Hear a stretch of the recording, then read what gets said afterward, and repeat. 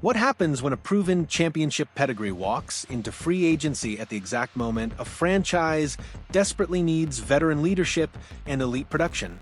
Do you hesitate because of age concerns and dollar signs, or do you strike decisively before your window slams shut? The Toronto Blue Jays stand at precisely this crossroads with Alex Bregman, and the decision they make, or fail to make, could define their entire competitive trajectory for the next half-decade. Bregman isn't just another name cycling through free agency. This is a three-time All-Star, a World Series champion, a player who's spent his entire career thriving under the brightest lights and most intense pressure. And right now, while Toronto contemplates half measures and budget considerations, he's sitting there, available, interested, and potentially headed somewhere else. The question isn't whether Bregman can help the Blue Jays. The question is whether Toronto's front office possesses the conviction to seize this moment before it evaporates. The tale of two halves. Understanding the 2025 season, let's dissect what actually happened in Bregman's 2025 campaign with Boston, because context separates panic from perspective. Through April, Bregman was absolutely demolishing American League pitching. 7 home runs, 24 RBIs, and MVP-caliber production that had Red Sox fans dreaming of October glory. Then, May 23rd arrived and everything changed. A hamstring injury. The kind that lingers, that saps explosiveness, that transforms elite athletes into compromised versions of themselves. Bregman hit the injured list, and when he returned in late July, something fundamental had shifted. From August forward, he managed just 4 home runs total. His post-All-Star break OPS of .727 represented a staggering 200-point drop from the first half. The power had vanished, the bat speed diminished, the aggressive swing decisions replaced by cautious survival mode. Here's what matters, though. Despite this dramatic second-half decline, Bregman still posted his best OPS plus 128 since 2022. Even compromised, even playing through lingering effects of a significant injury, he remained a well-above-average offensive producer. That's not weakness, that's resilience. The hamstring clearly affected his performance. But hamstrings heal. Off-seasons provide recovery time. And Bregman's track record suggests that a healthy version, the April version, the career version, remains entirely accessible heading into 2026. The perfect philosophical match. Strip away the injury concerns for a moment and examine what Bregman fundamentally is as a hitter.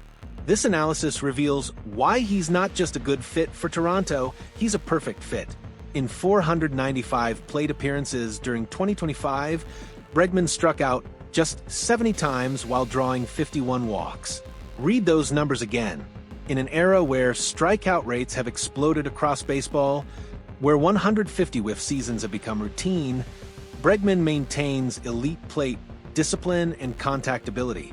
His career .365 on-base percentage and .272 batting average tell the same story. This is a hitter who understands the strike zone with PhD-level precision, who consistently puts the ball in play, who makes pitchers work for every single out. He's averaged approximately 25 home runs annually throughout his career. Legitimate power without the feast or famine volatility that plagues modern sluggers. The Blue Jays have explicitly built their offensive philosophy around exactly these traits: contact, power, and discipline in balanced combination. They don't want all-or-nothing bombers who strike out 200 times. They want professional hitters who control at-bats, who grind out quality plate appearances, who force opposing pitchers into difficult decisions pitch after pitch. Bregman embodies this approach. He's not just compatible with Toronto's vision. He's the prototype they've been trying to replicate throughout the roster. The defensive equation.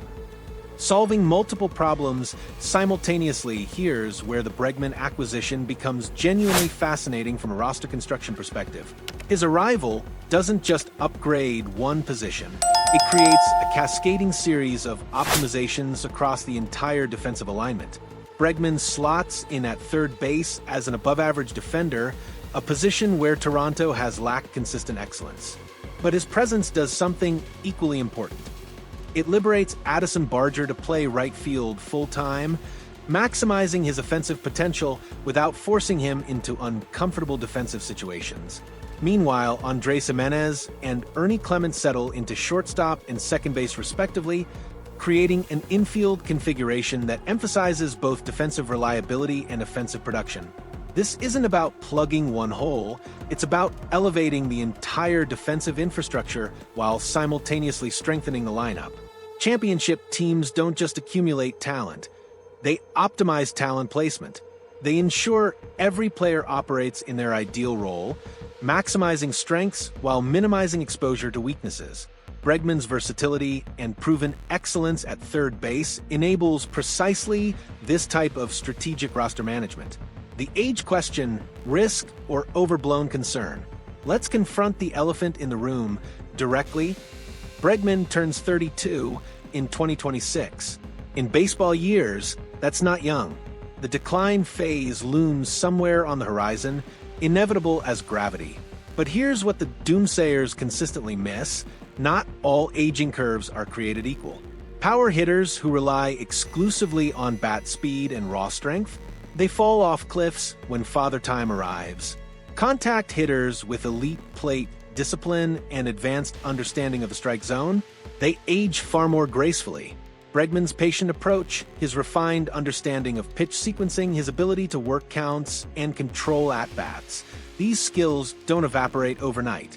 They're cerebral advantages that actually improve with experience, compensating for incremental physical decline. Yes, his bat speed is already mediocre by elite standards. Yes, further erosion could compromise his ability to catch up to premium velocity. But his career has never depended on being the fastest bat in the league. It's depended on being the smartest, and intelligence doesn't age. The real question isn't whether Bregman will decline. Everyone declines eventually. The question is whether Toronto's competitive window aligns with his remaining prime years. And given where this roster currently stands, the answer is unequivocally yes. The financial reality, what championship ambition actually cost Bregman, just opted out of a contract that would have paid him $80 million over the next 2 seasons. He's not taking a hometown discount. He's not signing a team-friendly bridge deal.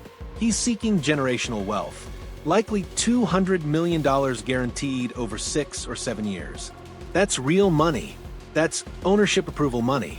That's the kind of commitment that makes front offices nervous and accountants reach for antacids. But here's the uncomfortable truth that Toronto's front office needs to internalize. Championship windows don't stay open forever. Vladimir Guerrero Jr. is entering his prime. Bo Bichette, if he stays, is in his peak years. The core pieces are right now, not 3 years from now. Half measures don't win championships. Budget consciousness doesn't hang banners. The Yankees don't hesitate when elite talent becomes available. The Dodgers don't penny pinch their way to October glory. They identify difference makers, they write the checks, and they win. Toronto has spent years talking about competing, about building sustainably, about making smart decisions. All admirable goals.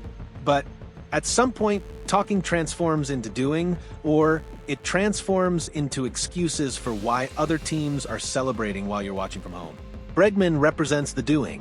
He's the tangible commitment that signals to the roster, to the fan base, to the entire league that Toronto is serious about winning now. The Bo Bichette contingency. Planning for every scenario, the report correctly identifies Bo Bichette as Toronto's primary offseason target for roster improvement. That makes perfect sense. Bichette is younger, he's homegrown, and retaining him should absolutely be the priority. But what happens if Bichette decides Toronto isn't where he wants to spend his prime? What happens if contract negotiations stall? If other offers prove more attractive? If he simply wants a fresh start elsewhere? This is where Bregman transitions from luxury acquisition to essential contingency plan. He represents the perfect insurance policy, a player who provides elite production and veteran leadership regardless of what happens with Bichette. If Bichette stays, fantastic. Toronto boasts 2 championship-caliber infielders anchoring the lineup. If Bichette leaves, Bregman ensures the roster doesn't crater, that competitive aspirations remain intact, that the window stays open. Smart organizations plan for multiple scenarios. They don't put all their eggs in one basket, then panic when that basket disappears. They build redundancy, they create options, they ensure that Plan B is nearly as strong as Plan A. Bregman is that Plan B, and in a perfect world, he's also the complement to plan that elevates Toronto from playoff hopeful to legitimate World Series contender. The championship pedigree factor statistics tell part of the story, but they can't capture everything. They can't quantify what it means to have won a World Series, to have performed under the most intense pressure baseball can generate, to understand viscerally what championship baseball actually requires. Bregman has been there. He stood on the mound as the final out was recorded. He's experienced the parade, the celebration, the culmination of everything a baseball season can become. That experience, that knowledge, permeates clubhouses in ways that don't appear in spreadsheets. Young players watch how champions prepare. They observe how veterans handle adversity. They learn what professionalism actually looks like when demonstrated daily by someone who's already achieved everything they're chasing. Toronto's roster is talented but unproven in October. They haven't experienced deep playoff runs.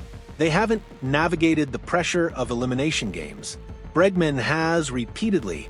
His presence provides something Toronto desperately needs: a proven winner who can guide younger players through the moments when seasons hang in the balance. The urgency of now baseball's competitive windows are brutally unforgiving. They open unexpectedly, they close without warning, and teams that hesitate often spend decades regretting missed opportunities. Toronto's window is open right now. The core is intact, the talent is present, the infrastructure is built. But windows don't stay open forever. Injuries happen, players decline, prospects bust, division rivals improve. What looks like a 3-year window can collapse into one season if you're not careful. Bregman represents the aggressive move that maximizes this window. He's the veteran acquisition that signals Toronto isn't content with pretty good or competitive, they're targeting championships. Yes, the contract will be expensive. Yes, the age presents risk. Yes, the second half of 2025 raises questions. But championship teams don't avoid risk. They manage risk while pursuing excellence. The alternative is watching Bregman sign with the Yankees or Red Sox or another division rival, then spending 2026 wondering what might have been while he tortures Toronto's pitching staff 19 times per season. Is Bregman the missing piece that transforms Toronto into a championship contender? Or is the age and price tag too much risk?